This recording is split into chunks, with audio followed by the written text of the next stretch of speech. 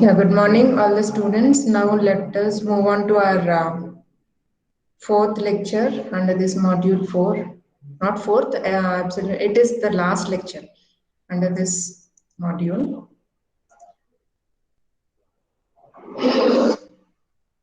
Okay, now let us see what are the virtualizations in SAN. Virtualization is to create a virtual environment, something from the physical environment.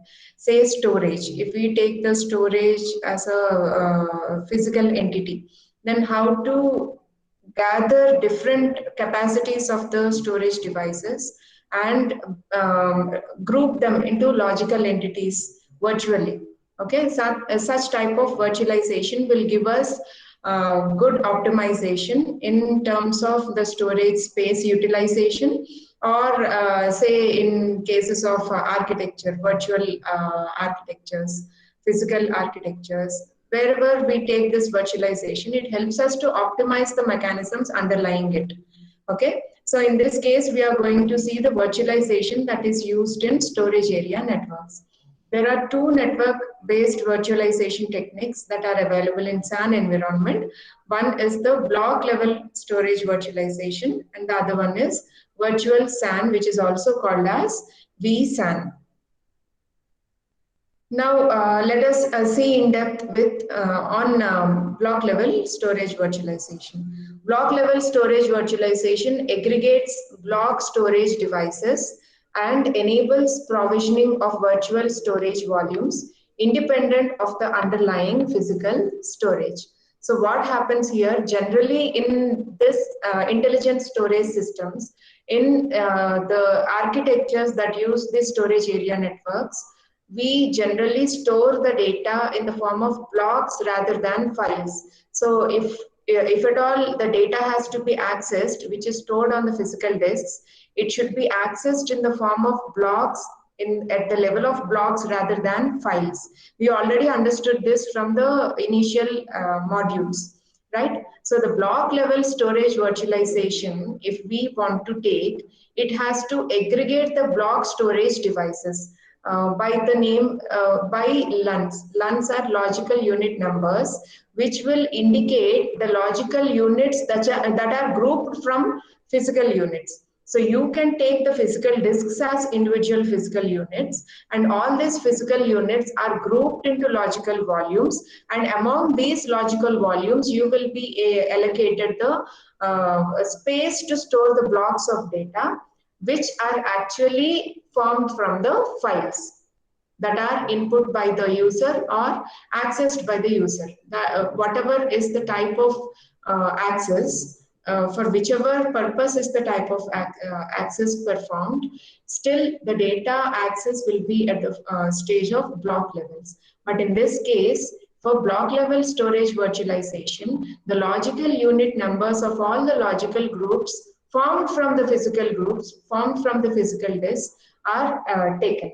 Say if we take the physical disks like this, now from these physical disks, logical volumes are prepared.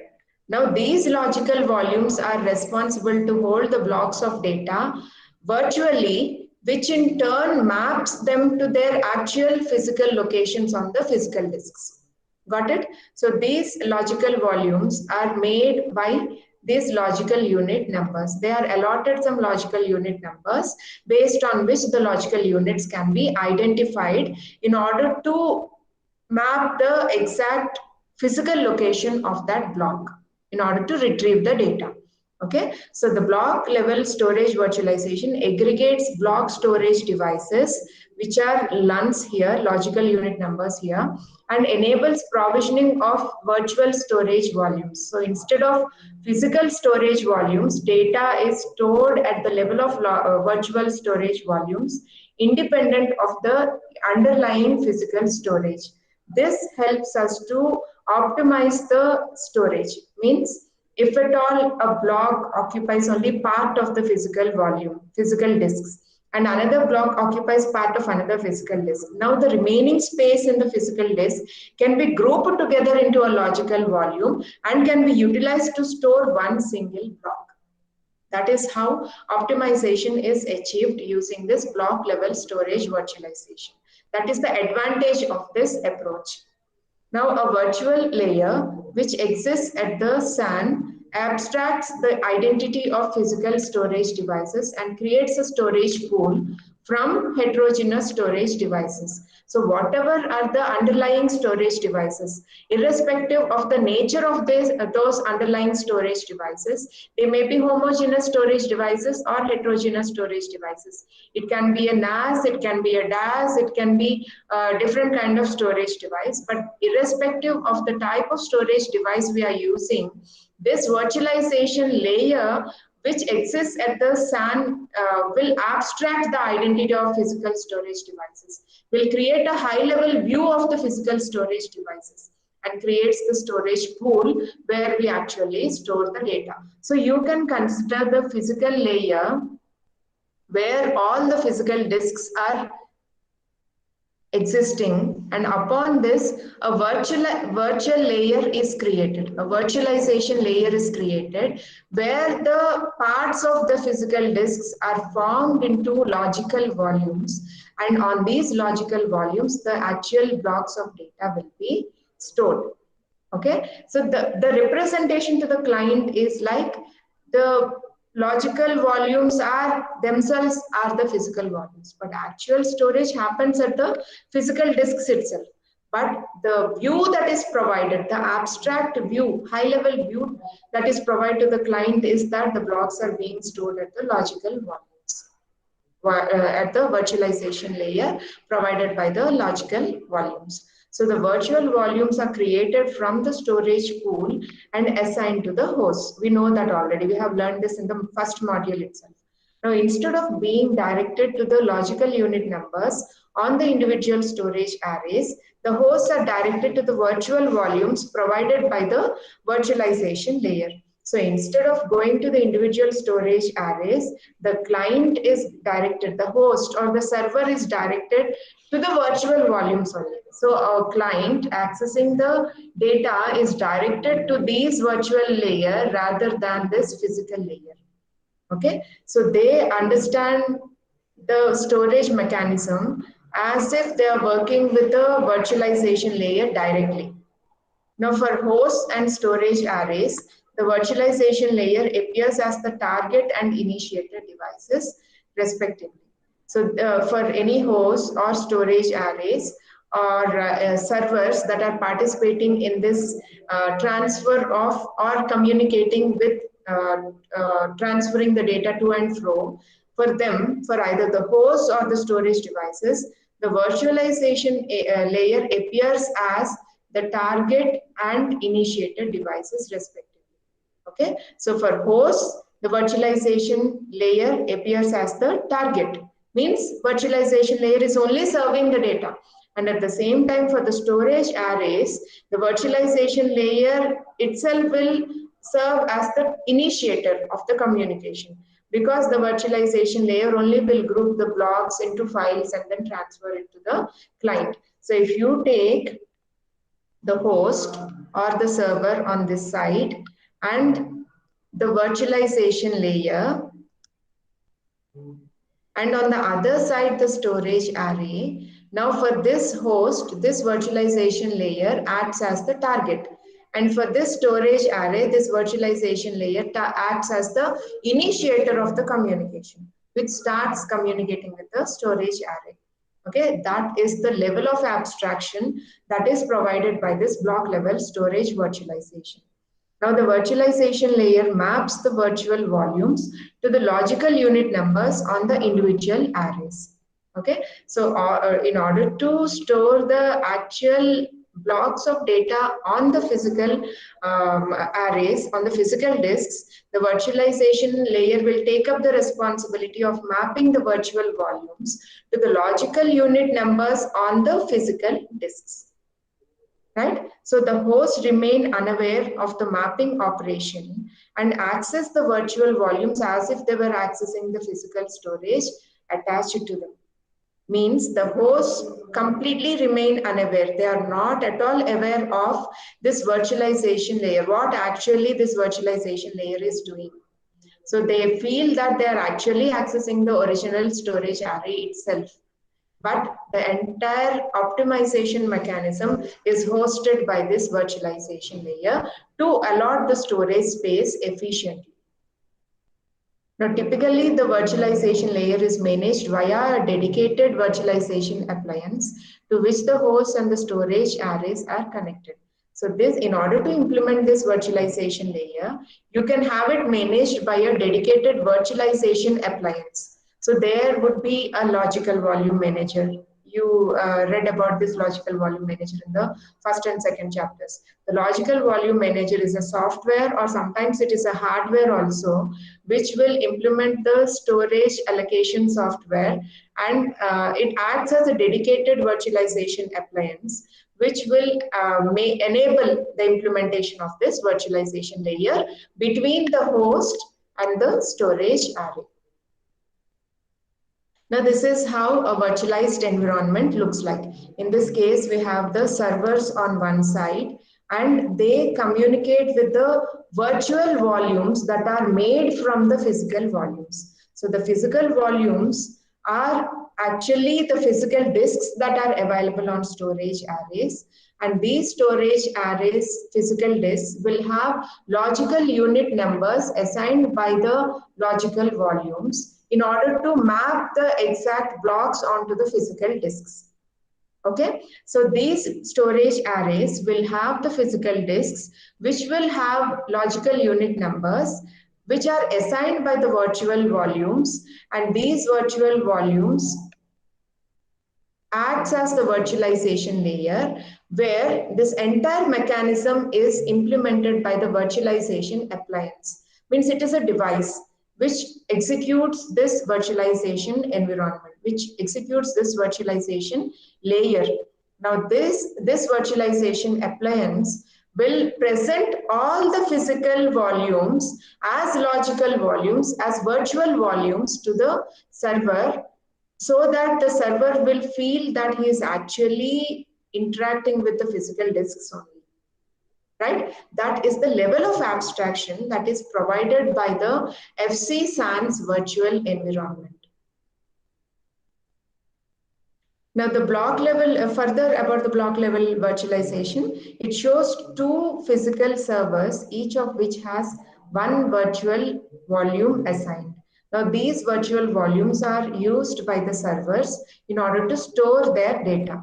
Now these virtual volumes are mapped to the logical unit numbers in the storage arrays. So these virtual volumes in turn are mapped to the logical unit numbers. So what are the physical disks which are forming this virtual volume?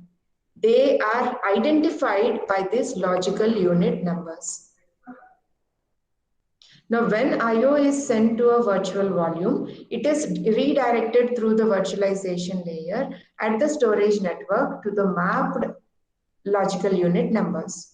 Okay, so when some input-output request arrives from the host or a server, it is sent to the virtual volume, and the virtual volume, this virtual volumes will redirect. It is that request through the virtual volumes is redirected through the virtualization layer at the storage network to the mapped LUNs. Okay, so this server requests a file, and that file request is taken by the virtual volume, and it locates on which physical disks possessing these logical unit numbers that actual file is stored in the form of blocks. So those blocks are identified by the respective logical unit numbers, and thus that blocks are retrieved and they are combined into a file and presented back to the server. That is the functionality provided by logical volumes. Depending on the capabilities of the virtualization appliance, the architecture may allow for more complex mapping between array, LUNs, and virtual volumes. So if the virtualization appliance is more capable, then more complex level of hierarchy is maintained between the array logical unit numbers and the virtual volumes. So if this a virtualization appliance is more capable, then more number of LUNs can be embedded into a virtual volume, and the hierarchy of those LUNs also can be maintained. Now, block level storage virtualization enables extending the storage volumes online to meet application growth requirements. So this is easy to scale up. Block level storage virtualization will enable the storage infrastructure provider to extend the storage volumes online itself to meet the application growth requirements without having to interrupt the business cycles. Now, it consolidates heterogeneous storage arrays and enables transparent volume access. So whatever are the underlying storage arrays, irrespective of the homogeneity or heterogeneity of the storage arrays, it enables transparent volume access because of the presence of this virtualization layer. Now, block level storage virtualization also provides the advantage of non-disruptive data migration. So if the data have to be migrated from one physical disk to another physical disk, that can be done without any interruption to the operations being provided, without interruption to the services being provided by this SAN because of this virtualization layer. Block level storage virtualization, because of this virtualization layer, it also provides us the advantage of non-disruptive data migration. The data can be transferred from one physical volume to another physical volume without disrupting the operations or services provided by this virtualized SAN. Now, in a traditional SAN environment, LUN migration from one array to another is an offline event because the host needed to be updated to reflect the new array configurations. So in the absence of this virtualization layer, what they used to do in traditional SAN environments where there is no virtualization layer, the LUN migration means if you want to transfer a data from one logical unit to another logical unit, from one physical disk to another, physical disk, in such cases, they have to make it as an offline event because the host need to be updated to reflect the new array configurations, because the storage array configurations of the old physical disk may be different from the new physical disk environment. So the host have to be notified about the new array configurations when this data migration occurs. Now that has to be an offline event in the older traditional SAN environments, but because of this virtualization layer, it can be made offline. It can be made offline, and it is very fast also without interrupting the business. Now, in other instances, host CPU cycles were required to migrate data from one array to the other, especially in a multi-vendor environment. Now, this happens even in multi-vendor environment also. In such cases, the data have to be migrated between different physical disks. In that cases also, virtualization layer helps us doing it online without having any interruptions to the actual operations that are performed by SAN architecture. Now, with a block level virtualization solution in place, the virtualization layer handles the backend migration of data, which enables LUNs to remain online and accessible while the data is migrating. That is what we have discussed right now. Now, no physical changes are required because the host still points to the same virtual targets on the virtualization layer. Did you understand the goodness of this virtualization layer? No physical changes are required because the server still points to the same virtual targets on the virtualization layer, though the underlying physical disks have changed due to data migration. Okay, that is the abstraction that is provided by the virtualization layer in this block level storage virtualization. Now, however, the mappings information on the virtualization layer should be changed because, see here, in this case, though the LUNs have changed from this LUN to this LUN, the actual LUN numbers will be the same with the storage pool. but they have to change the mappings. Though the logical unit numbers doesn't change, they have to change the mappings from one storage array to another storage array. So that is the basic intervention that has to be made in order to perform the data migration. These changes can be executed dynamically and are transparent to the end user. It need not be made an offline event again. Though mapping information on the virtualization layer has to be changed, still that also can be performed as an online event only. So no disruption to the actual ongoing activities need to be done. Now, previously, block-level storage virtualization provided non-disruptive data migration only within a data center. But the new generation of block-level storage virtualization provided by this FC-SAN enables non-disruptive data migration both within and across the data centers.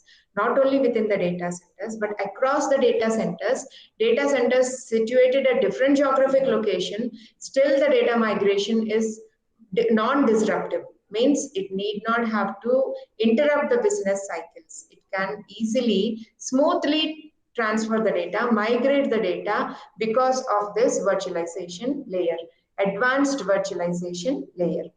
Now it provides the capability to connect the virtualization layers at multiple data centers. See the extent of the technology that it is using. First of all, the physical disks are grouped into logical volumes. Logical volumes are provided in the virtualization layer, and virtualization layers of different architectures are connected together in order to migrate data not only within the data centers but also across the data centers. That is achieved by connecting the virtualization layers at multiple data centers. Now, the connected virtualization layers are managed centrally and work as a single virtualization layer stretched across data centers. So, in this data center building, you have a virtualization layer 1. Now, in another data center, you have virtualization layer 2, and another data center, you have virtualization layer 3. Now, all these virtualization layers are harnessed together, connected together, so that this serves as a single virtualization layer to the host that is actually accessing the data. That is the level of advancement achieved in this virtualization layer. Now, this enables the federation of block storage resources both within and across the data centers. So, you can create the federation of block storage resources. You can collect and group them together. Block storage resources are collected and grouped together so that they act as a federation of single virtualization layer that can provide services to the host.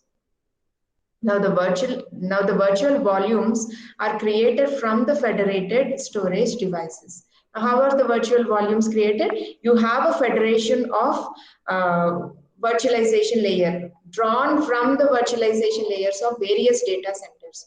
Now this virtualization layer is further divided into logical volumes which can be allocated to store the block storage which can be allocated to store the blocks of data. That is explained in this diagram. You can see here data center 1's architecture and data center 2's architecture. Here in this data center 1, you have the storage arrays grouped into virtual volumes which provide services to the hosts and servers. Now, there is another data center with the same type of setup, having the storage arrays, providing them the physical disks, which are grouped into logical volumes, which provide services to the servers or hosts. Now, these virtual volumes are connected together as a federation. These virtual appliances are connected together as a federation of virtualization layer. Federation means a union of virtualization layer which can be achieved. This connection can be achieved by using either the fiber channel connectivity or the IP connectivity. Based on this connectivity, all the virtualization layers of multiple data centers can be used as a single federal data center virtualization layer that can be allocated to store the block level data. Now there is another type of SAN, there is another type of virtualization provided in SAN, which is also called as virtual SAN or vSAN. Now this virtual SAN, which is called as virtual fabric, is a logical fabric on the FC SAN which enables communication among a group of nodes regardless of their physical location in the fabric.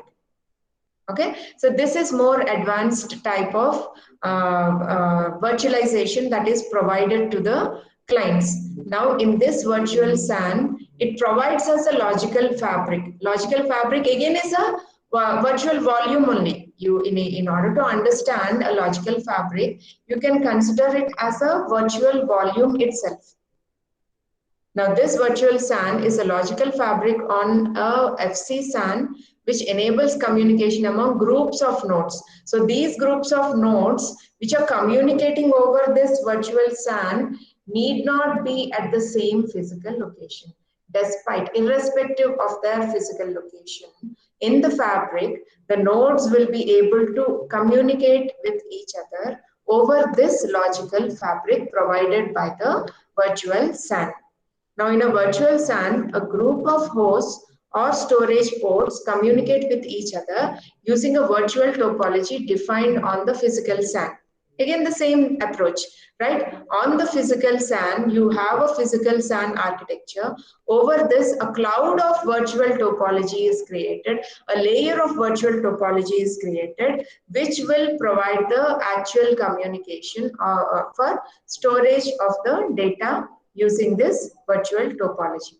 Now, multiple virtual SANs may be created on a single physical SAN.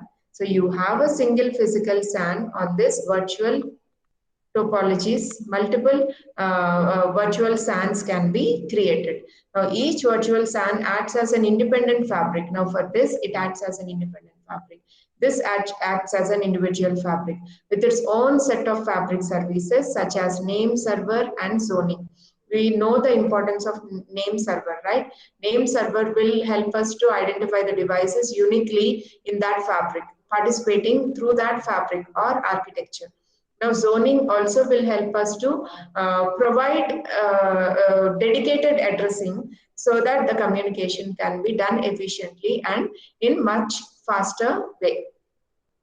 Now, in order to enable that, each vSAN acts as an independent fabric. So, from this federated fabric, when the parts of the virtual SAN are provided, each SAN acts as an individual fabric in order to enable the communication between their devices that are connected. Now, fabric related configurations in one vSAN do not affect the traffic in the other. That is another goodness of this virtualized SAN. In this case, the fabric related configurations of this fabric will not affect the traffic in the other fabrics, though they are drawn from the same federation of virtual volume, virtual SAN. Now, vSANs improve SAN security, scalability, availability, and manageability. Why? Because all the virtualization layers are brought to a single federation, and if at all scaling has to happen, that change can be made at the individual virtualization layer. But if manageability has to be achieved, then that can be achieved at the federated layer. Means it will provide us a single point of manageability. But at one single point, you can manage different layers of virtualization with the federated virtualization layer itself. So you can have a console on the federated virtualization layer, and there itself you can manage all the virtualization layers that are grouped into this central virtualization layer. But at the same time, if you want to achieve the scalability, you can do it at the individual virtualization layer end itself. Now, vSANs provide enhanced security by isolating the sensitive data in a vSAN and by restricting access to the resources located within that vSAN. So you can have highly sensitive data in one virtual SAN, moderately sensitive data in other virtual SAN, and publicly available data on another virtual SAN. So this helps us to provide enhanced security by isolating the sensitive data in one of the SANs. So more security mechanisms can be applied to the virtual SAN where more sensitive data is situated. Other SANs, you can moderately apply the security mechanisms. Okay, that is the benefit provided by these virtual SANs. You can change the virtual environments. You can change the importance that can be associated with the data. Now, the data that goes into one vSAN can be given a different treatment of security when compared to the other SAN, which can be given other where you store a moderately confidential data, that vSAN can be given moderate security treatment. Okay, that is the flexibility that is provided by this virtual SANs. Now, the same fiber channel address can be assigned to nodes in different vSANs, thus increasing the fabric scalability also. Say, if you want to harness two virtual SANs together, then you can give them the same fiber channel address so that it can be assigned to the nodes in different vSANs, thus increasing the fabric scalability. You can increase the capacity of that virtual SAN by connecting it to the other vSANs through this fiber channel communication. Now, events causing traffic disruptions in one vSAN are contained within that vSAN and are not propagated to other vSANs, right? And that is another important advantage of this virtual SAN. If there are any traffic disruptions in one of the vSANs, say this is your main federal SAN, which will provide individual vSANs, say vSAN 1, vSAN 2, and vSAN 3. Now, any traffic disruptions in this virtual SAN will not affect the traffic in the other virtual SAN. The traffic disruptions in one virtual SAN will not be propagated to the other virtual SANs, though they are connected through the fiber channel just for the sake of scalability. Okay, understand this carefully. Though they are connected through over fiber channel addressing, in order to scale up the fabric, still traffic congestions in one virtual SAN will not be propagated to other virtual SANs. And virtual SANs facilitate an easy, flexible, and less expensive way to manage the networks because it is centralized, because scalability is cheaper, because the security can be provided in diverse ways, diverse or deferred treatment of security can be given to the data. It is more easy and flexible and at the same time economical also. Now, configuring vSANs is easier and quicker compared to building separate physical FC SANs for various node groups. Right? So, rather than providing different physical SANs for different node groups, you can provide virtual SANs and just provide the mapping towards that node group so that they can interact over that fabric of virtual SAN. So that makes it easier and quicker when compared to working with separate physical SANs.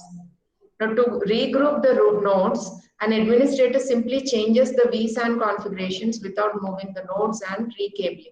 So if the nodes connected to one virtual SAN has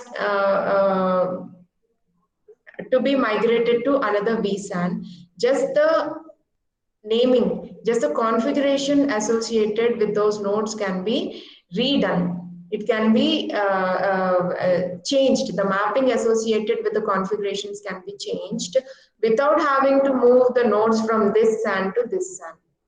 Recabling is not required. Virtualization provides easy movement of data as well as the configuration of the nodes is very flexible. That flexibility is provided by the SAN. What I meant to say is the data migration as well as the node migration between virtual SANs is very flexible when compared to the traditional SANs. This is how we complete our fourth module. Let's move on quickly to our fifth module and go through the topics in this until we have time today. Okay, so that will quickly target to complete the syllabus. So our fifth module is mainly based on how business continuity is achieved by the storage infrastructure providers and what is the importance of backup and recovery to any organization's data and what are the methods that are available to take the backup and also get the initiate the recovery process. Now let me first give introduction to business continuity. What is business continuity? What is the importance of business continuity to any organization? And in the absence of, if there is any interruption to the business continuity, then what are the consequences of such interruptions to this business continuity? That we are going to see now. Now, in today's world, continuous access to information is a must for smooth functioning of business operations. So when the business organizations are storing their data with the storage provider and they frequently access that data, when if at all they want it in a crucial situation and the data is not accessible. See the scenario. They may not access their organization's data where they using which they may not be able to make any reports, and that reports actually may be useful for them to take some business decisions in an important board meeting. But at that time, if the access to the information is not available, then that entire functioning of the business operations will be disrupted. So in today's world, continuous access to information is a must for the smooth functioning of business operations. Now, the cost of unavailability of information is greater than ever, and outages in key industries cost millions of dollars per hour.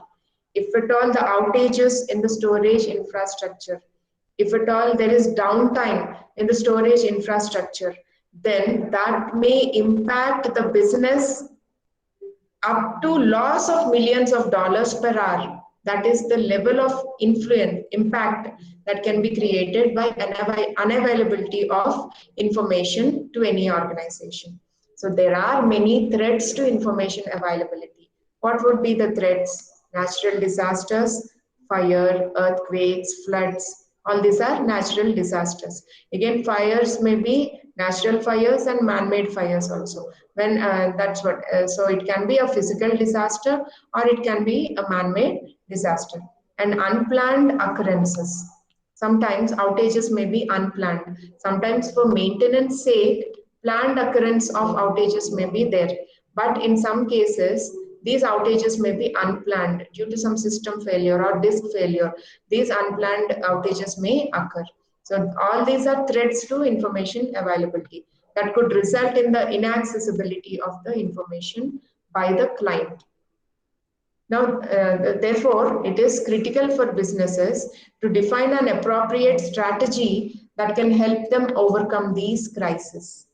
So these types of crises, when unavoidable, the organization should have appropriate strategies in place in order to overcome these threats. Now, business continuity is an important process to define and implement these strategies. So the process that is used to define and implement the strategies to overcome the threats to business, to information availability, that is called as business continuity. I'll repeat this once again. Business continuity is an important process which enables us to define and implement the strategies to overcome the information unavailability caused due to the threats like natural disasters or unplanned outages. Now, business continuity is an integrated and enterprise-wide process. It is not a department-level process, or it is not specific to a section in the organization. It is an integrated overall. It harnesses every department. It brings every department into the purview of this business continuity, into the scope of this business continuity. So business continuity is an integrated and enterprise-wide process that includes all activities, it may be internal or external to the IT, that a business must perform to mitigate. Mitigate means bring it down, reduce it, mitigate the impact of planned and unplanned downtime. So business continuity is a process. It is an integrated process. It is an enterprise-wide process, organization level process, which will help the businesses to bring down the impact, to reduce the impact of planned and unplanned outages. Outages means downtimes, means unavailability of the data for that particular amount of time. The business continuity entails, means it consists of preparing for, responding to, and recovering from a system outage that adversely affects the business operation. This is analogous to any disaster management methodology, right?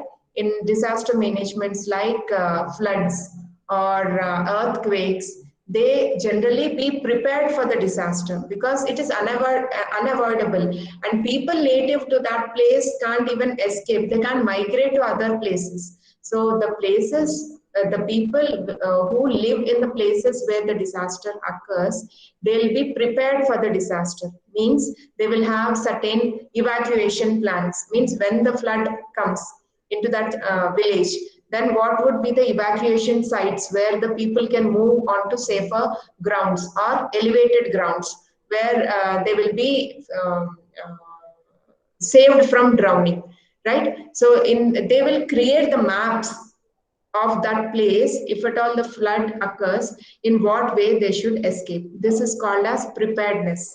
Okay, and they will be doing some mock drills also. You might have seen in schools and all, they'll be doing mock fire drills. Means whenever a fire occurs, in what way the student should be able to escape, what are the paths through which they can quickly escape in emergency, and what are the steps they need to take when an earthquake arises. So these are the steps, these are the processes that come under preparedness of the disaster. In the same way, business continuity also has a step called as preparedness.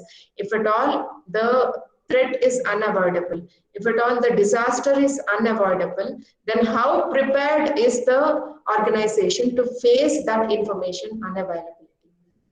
And after that, if at all it occurred, then in addition to preparedness, how do they respond? How do they respond to the disaster? So the disaster has occurred because it is inevitable. Now, how to respond in such cases? How to quickly rehabilitate? Means how to quickly provide shelter to the people that got affected with the flood, or how to quickly provide some rehabilitation centers with food and proper hygienic say facilities when an earthquake has occurred. All these are responding mechanisms. In the same way, in business continuity also, they will have some response mechanisms. If at all the information is unavailable, what quick actions they can take in order to respond quickly to the disaster that occurred and restore the business operations as soon as possible, right? And recovering from a system outage, recovering from the disaster.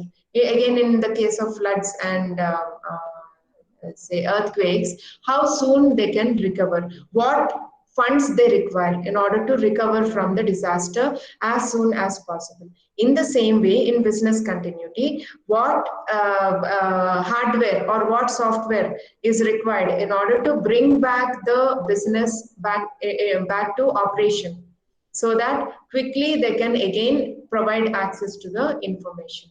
In no time, they should be able to provide the access to the information. So what are the recovery mechanisms, right? All these are very important steps that fall under business continuity planning. Business continuity, that's why consists of preparation, response, and recovery from a system outage that adversely affects the business operations. Now, it involves proactive measures such as business impact analysis. What is business impact analysis? if at all a disaster has occurred, what would be the impact of that disaster on information availability? Okay, and the risk assessment, what would be the risk associated with that information unavailability? How much reputation the organization may lose, how much business the clients may lose, all this come under risk assessment. And business continuity technology solutions deployment, which includes backup and replication that we are going to discuss in the later parts of this chapter, and reactive measures, how they react to the disaster or threat that occurred to the business continuity, such as disaster recovery and restart, how quickly they can restart the business operations again to be invoked. No, so what are the mechanisms to be invoked in the event of a failure? All these are important for any business continuity. The business impact should be analyzed, the risk has to be assessed, and the business continuity technology solution deployments have to be checked. The reactive measures have to be planned, and disaster recovery and restart also should be done as quickly as possible in order to make the information, in order to bring the information to availability. Now, the goal of a business continuity solution is to ensure the information availability required to conduct vital business operations, right? Any business continuity solution's ultimate goal should be information availability only. Only then it can ensure continuous business operations, right? So in a virtualized environment, business continuity technology solutions need to protect both physical and virtualized storage. Okay, when we are talking about virtualized environment, not only the physical resources, but even the logical or virtualized resources also have to be brought under this business continuity solutions. The virtualization considerably simplifies the implementation of business continuity strategy and solutions. You have to remember that rather than traditional physical resources, this virtualization mechanism that has been introduced due to advancements in the technology, this will actually simplify the implementation of business continuity strategy and solutions. It made our task much easier. This virtualization of the physical layers actually helped us to implement the business continuity strategies and solutions much easier when compared to working with directly the physical disks. So the information availability refers to the ability of an IT infrastructure to function according to business expectations during its specified time of operations. Say, the client requests for information availability with the storage infrastructure provider between 8 a.m. and 8 p.m. Now, the storage provider should make sure that the organization's information should be highly available between this set time. This is called as the time of operation. Now, between this time, the information of that organization should be highly available. It should be, the access to that information should be provided by the storage provider without any downtimes or outages. Okay, that is called as information availability. Information availability refers to the ability of an IT infrastructure provider to function according to the business expectations during its specified time of operation. During its specified time of operation. Example 8 a.m. to 8 p.m. Now, information availability ensures that people can access information whenever they need it, right? They may be employees, customers, suppliers, vendors, partners, any people that are related, that are part of the supply chain of the organization, they should be provided access to the information whenever they require the information. That is the main functionality of information availability. Information availability ensures each stakeholder the access to information. It ensures access to information to every stakeholder of the organization. Okay. Now, information availability can be defined in terms of accessibility, reliability, and timeliness of information. Now, how can you understand about accessibility? Accessibility is information should be accessible at the right place to the right user, according to the privileges granted to a user, to the right user, at the right place, at the right time, the information should be accessible to. That is called as accessibility of the information. Now, reliability, information should be reliable and correct in all aspects. It is the same as what was stored and there is no alteration or correction to the information. So whenever the stakeholders want to access the information, that information should be highly reliable, means it should be intact. Whatever is the information stored, the same information should be accessed. The information should be kept intact. The data integrity should be maintained. Information integrity should be maintained so that there is no corruption or alteration in the information that is stored or that is being accessed. And the next term is timeliness. Timeliness means it defines the exact moment or the time window. In this case, we have given the organization's time window as 8 a.m. to 8 p.m. So the timeliness defines the exact moment or the time window, a particular time of the day, week, month, or the year specified during which information must be accessible. So it ensures, this timeliness ensures that within the provided time window, the information is available.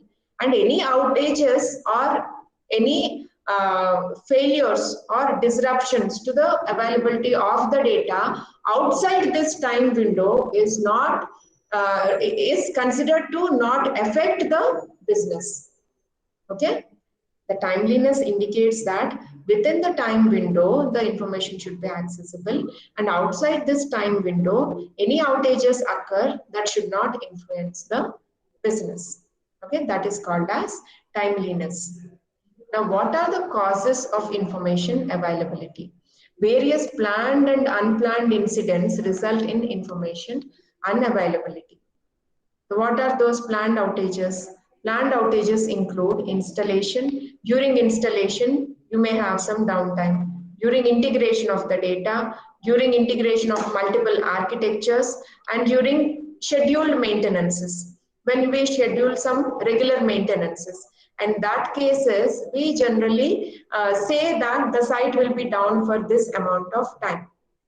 Right? Those are called as planned outages, maintenance of new hardware, software upgrades or patches, taking the backups, application and data restores when restoring the application or data, then facility operations like renovation and construction of the data centers, part of the data centers, and refresh or migration of the testing to the production environment. During such cases, we schedule some downtime and inform the client that during that planned outages, the information will not be available. And that will be outside the time window that is provided to the client. That is called as planned outage. Now, what are unplanned outages? Unplanned outages include failure caused by human errors or database corruption and failure of physical and virtual components. These are all unforeseen. We won't expect this kind of outages, right? They are not planned at all. In that cases, we call them as unplanned outages.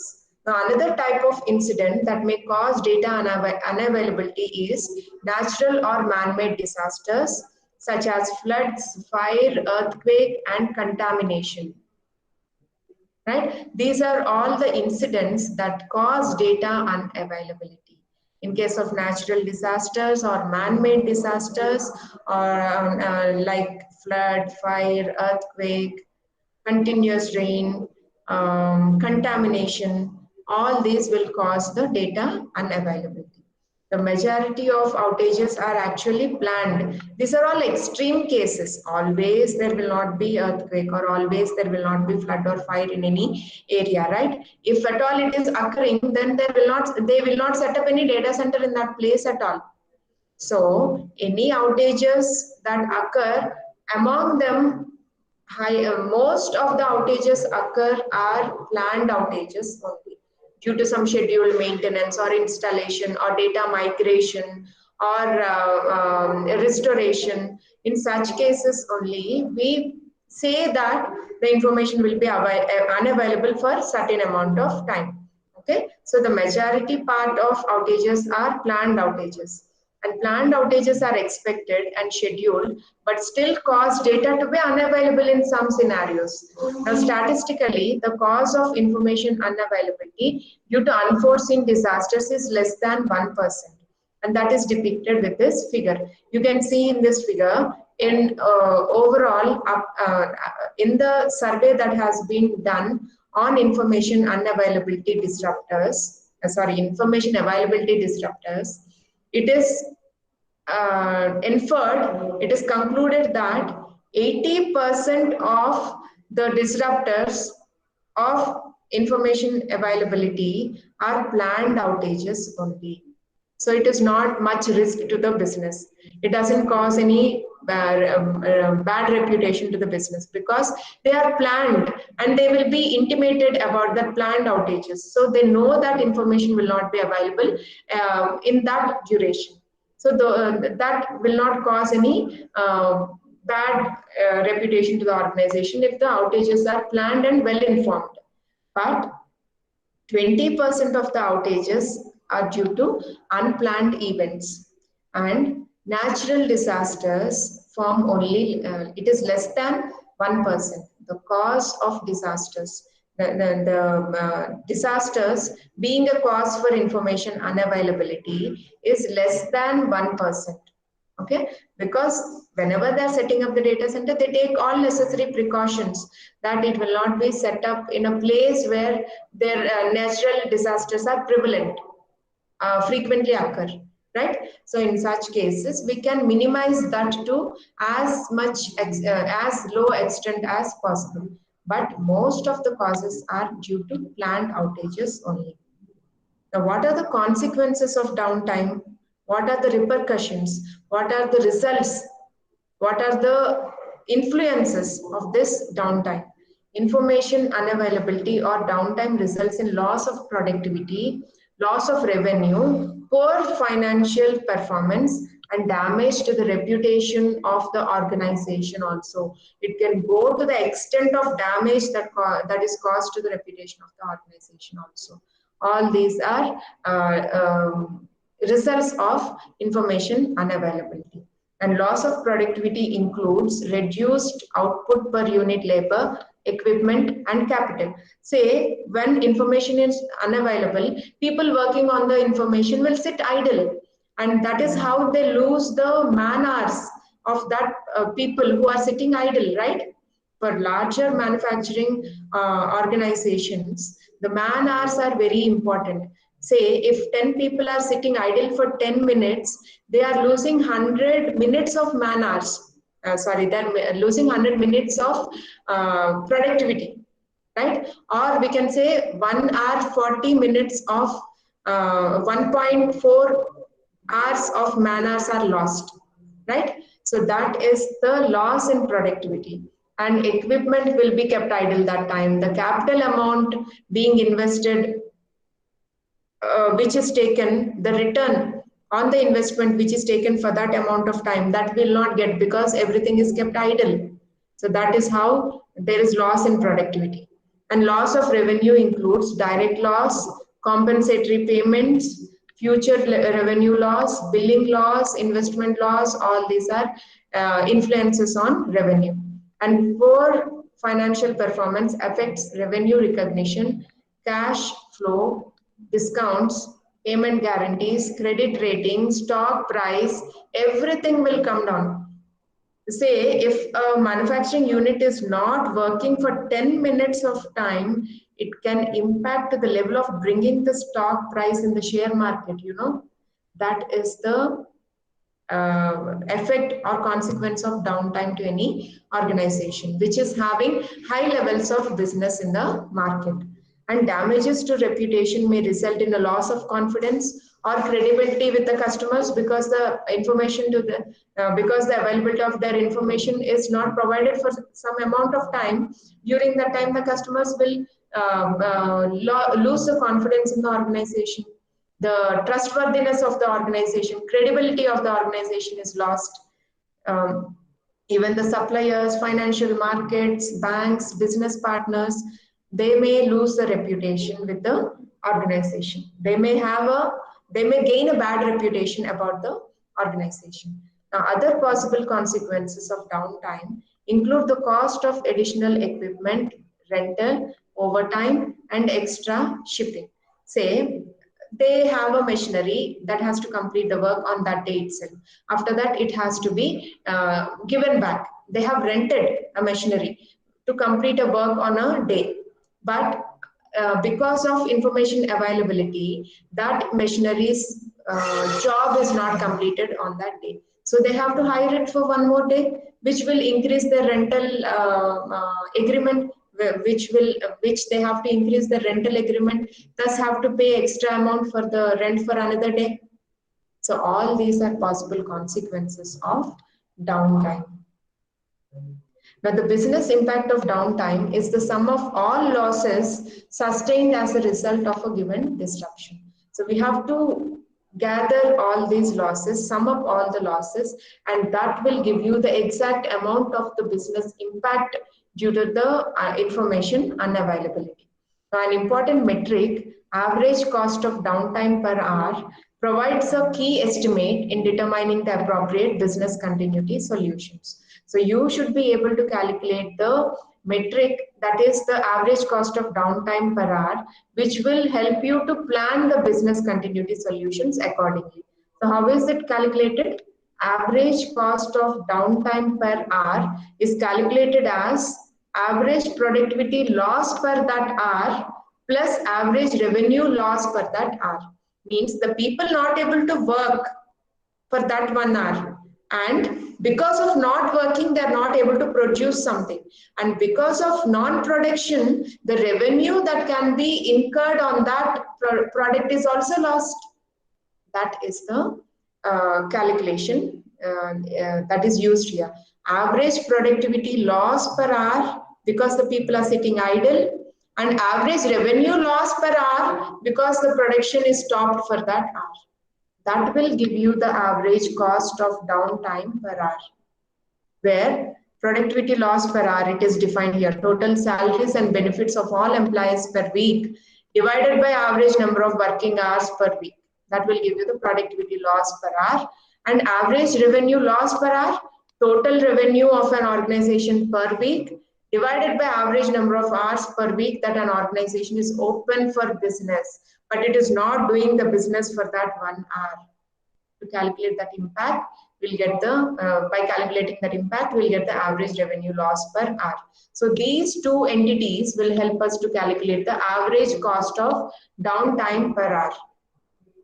Now, the average downtime cost per hour may also include estimates of projected revenue loss, means that would occur in the future due to other consequences such as damaged reputations and the additional cost of repairing the system. See the consequences, not only the consequences at the given point of time, but because of the loss of good reputation, in the future, they may not be able to get more number of clients, or they may lose the existing clients. So that will indirectly impact the downtime. That will indirectly impact the business caused due to the business interruption caused due to the information availability or downtime. Not only the present impact, but the future impact also matters here. So this is how we see the effect of business continuity on any business, the effect of downtime on business continuity of any business. In next class, we'll continue with the upcoming topics. Any doubts still here?